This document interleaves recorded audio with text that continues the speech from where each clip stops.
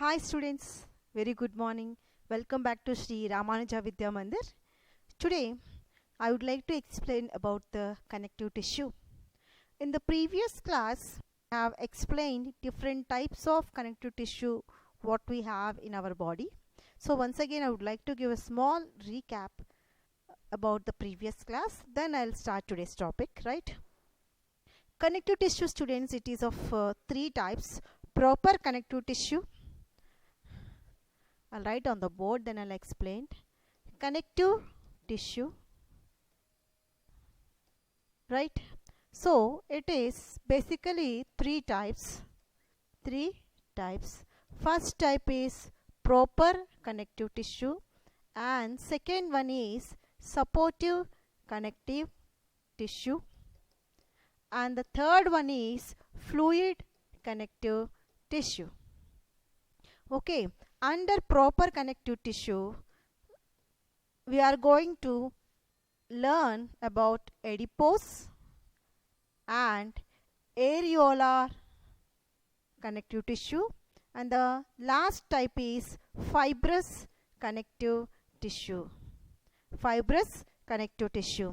And under supportive we are going to learn bone and cartilage. Under fluid connective tissue, again two different types of tissues we are going to learn. First type is blood students, and the second one is lymph. So in the previous class I have explained you about the proper. Under proper, adipose and areolar we completed. Today I'll start with the fibrous connective tissue. See students, fibrous connective tissue is mainly made up of fibroblast, which again forms two different tissues known as tendon and the ligament. See, tendon is tough, non-fibrous. It is having white fibrous connective tissues, and it has a great strength but limited flexibility. Our tendon is having a great strength but limited flexibility, and this tendon joins skeletal muscles with the bone.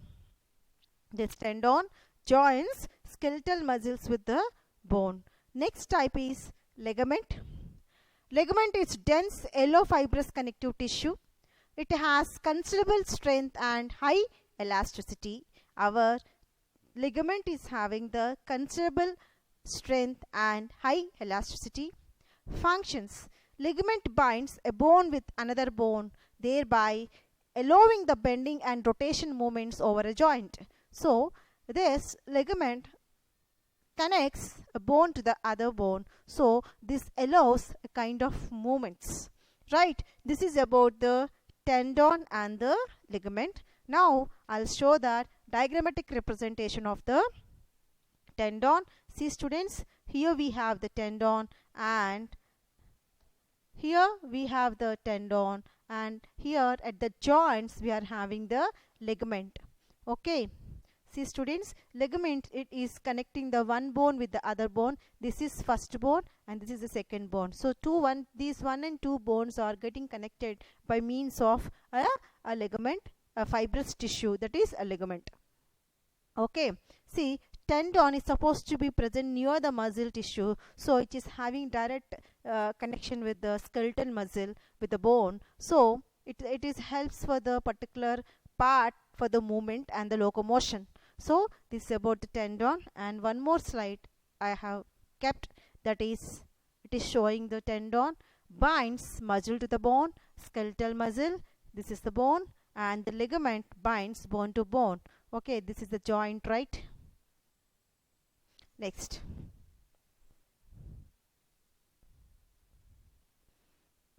differences between the tendon and the ligament. So both are fibrous, but there are some sort of differences in between them. So let us discuss those differences. Tendon is tough and inelastic connective tissue. Students, tendon is tough and inelastic, whereas ligament is strong but elastic in nature.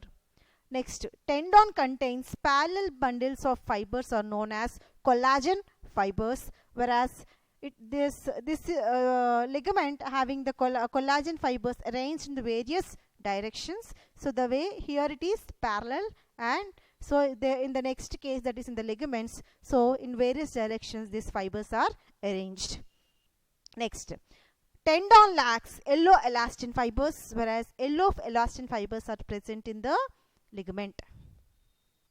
Next, it connects a muscle to the bone, whereas ligament, it connects bone to bone.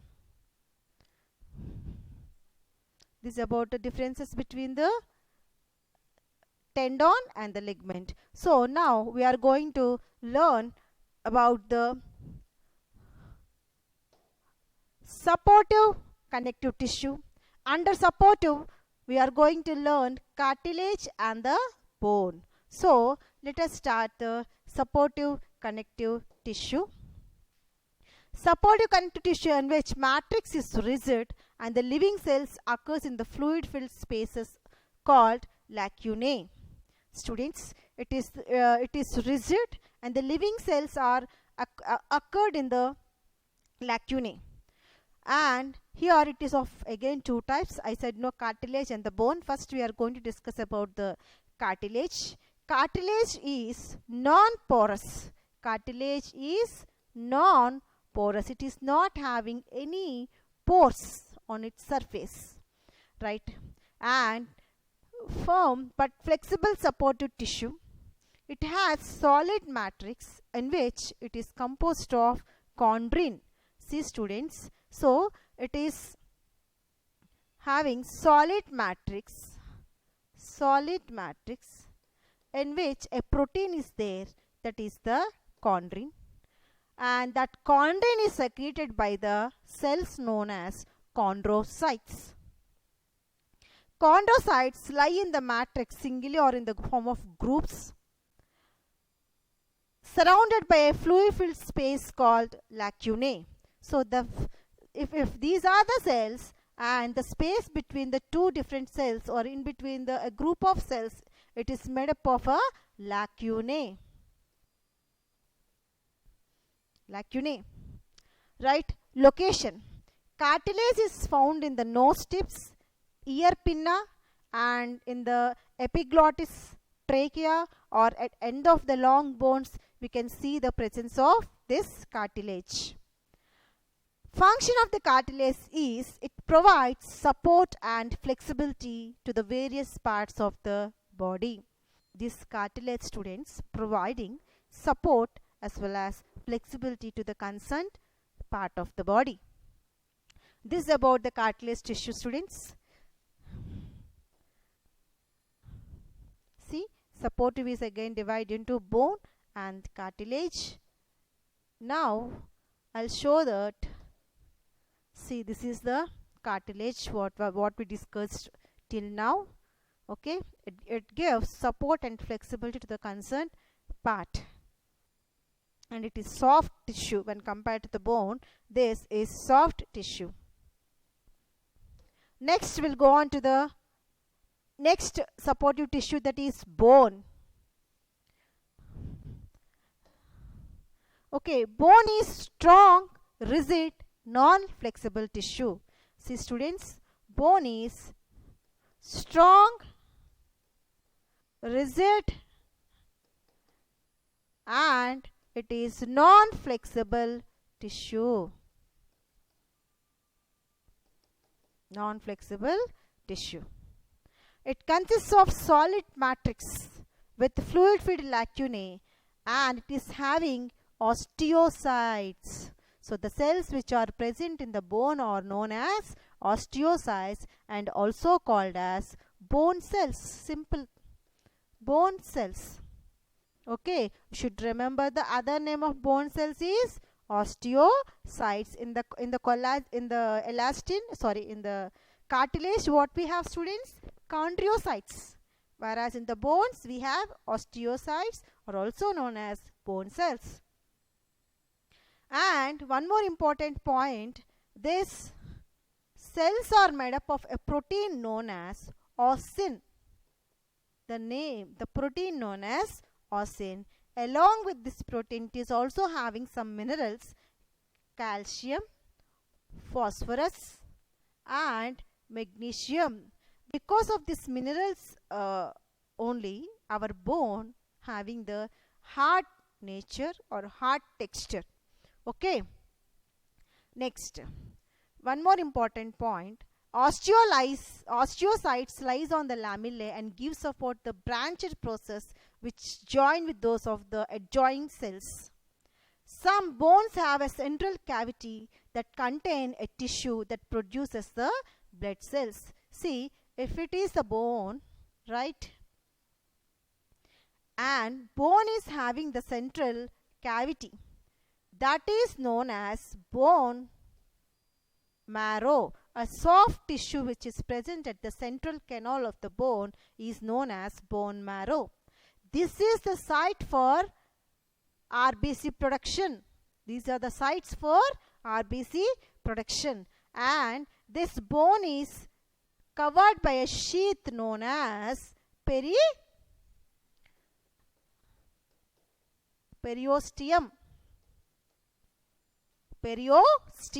So the sheath which is present over this bone is called periosteum.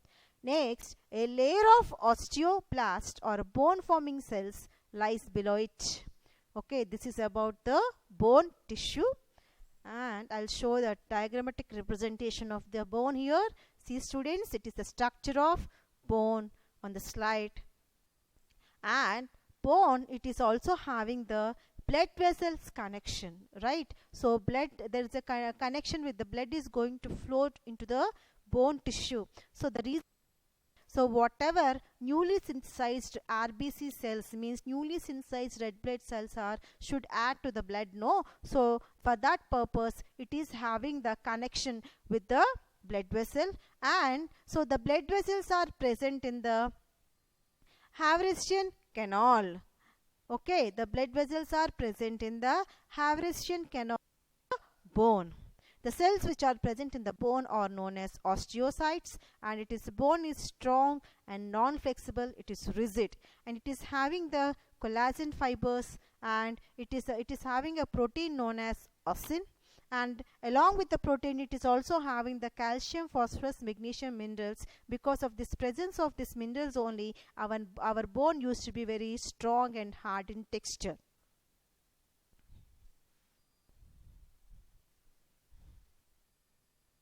Right. Now, location. So, where we can find the presence of bone in our body.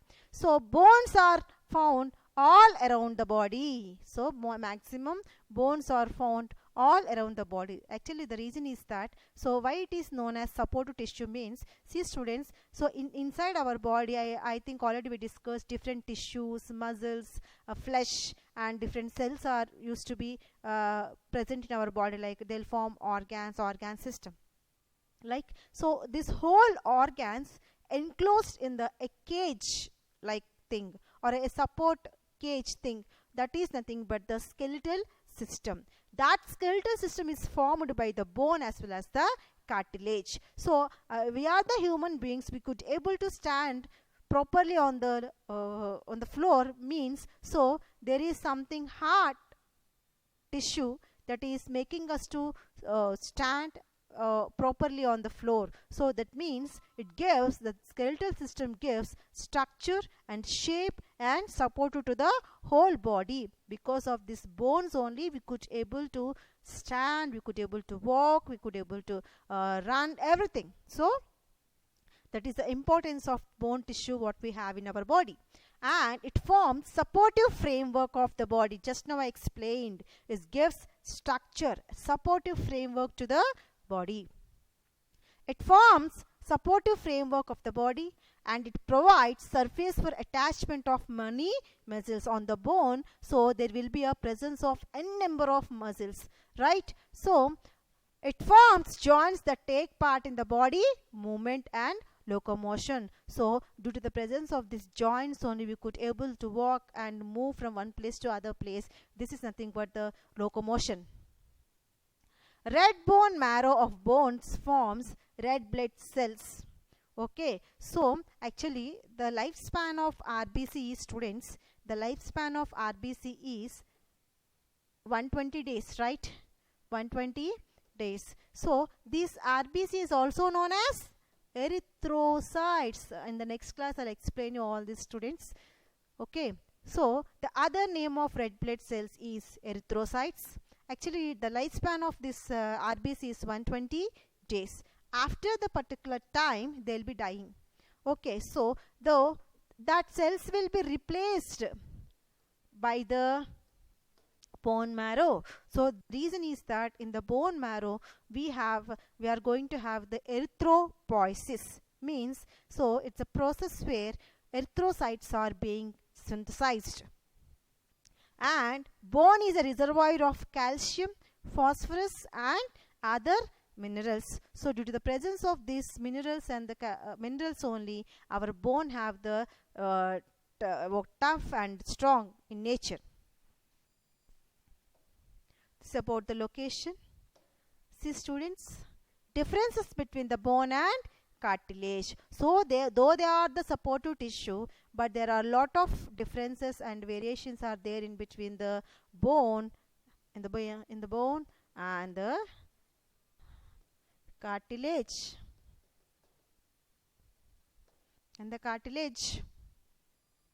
Right? Bone is of two types, students: spongy bone, compact bone. So let us talk about the spongy bone, in which cells are irregularly arranged. Such bones are found at the ends of the long bone. So in the spongy bone, the cells are irregularly arranged. Mostly we can expect this presence of this spongy bone at the tips of the long bones. And let us talk about the compact bone, in which cells are arranged in circles and or lamellae around the central canal known as Haversian canal. Just now I explained, in the bone we have the blood vessels connection with the other canal under cavity in our bone, that is called Haversian canal. These are the different types of bones what we have in our body: spongy and the compact. And in the next we are going to discuss about the differences between the bone and cartilage. Okay, as you all know that bone is hard and non-flexible, whereas it is soft and flexible. What is that? Cartilage. Cartilage is somewhat soft and flexible. Second important point, bone is having the pores on its surface. So the bone tissue is porous. And cartilage, it is non-porous tissue. Bone, the matrix of the bone is made up of protein known as ossin. The protein which is present in the bone is called ossin, whereas our cartilage is also having the other protein known as chondrin. Next important point, bone marrow which produces blood cells, whereas bone marrow is absent in the cartilage. Blood vessel is present. The blood vessel supply and passes into the interior of the bone through the Haversian canal. So through the which canal, students? Haversian canal. So we have this in the bone. That Haversian canal is absent in the cartilage. Next, sixth point, matrix shows concentric lamellae, whereas matrix is homogeneous. See, students, here in the bone, matrix is having the concentric lamellae, whereas matrix is homogeneous in the cartilage. These are the differences between the bone and cartilage. Bone is strong and non-flexible. Cartilage is soft and flexible. Bone is having the pores on it, so it is porous in nature, whereas cartilage is non-porous. And one more important point, the matrix is made up of a protein known as ossin, whereas a cartilage is also having a protein known as chondrin. And this bone produces the blood cells, as it is having the soft tissue and its within its body, that is bone marrow. Bone marrow is absent in the cartilage. And so this bone is having the connection of blood vessels. So So it forms Haveristian canal in the bone tissue. That Haveristian canal is absent in the cartilage. And the last important point, matrix shows concentric lamellae, where here the matrix is homogeneous, right? This is about the supportive connective tissue.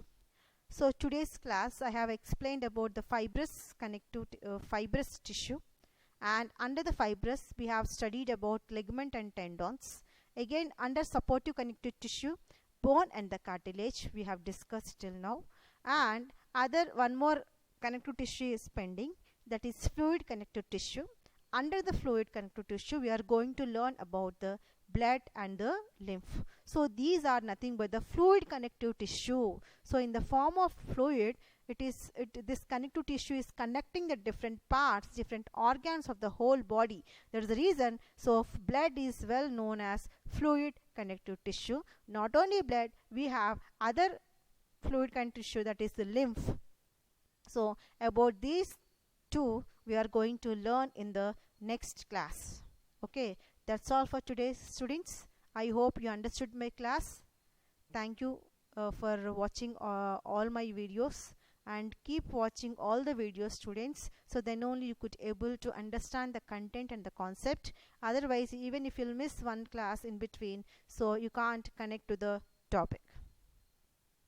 Okay, students, thank you all. Thank you so much.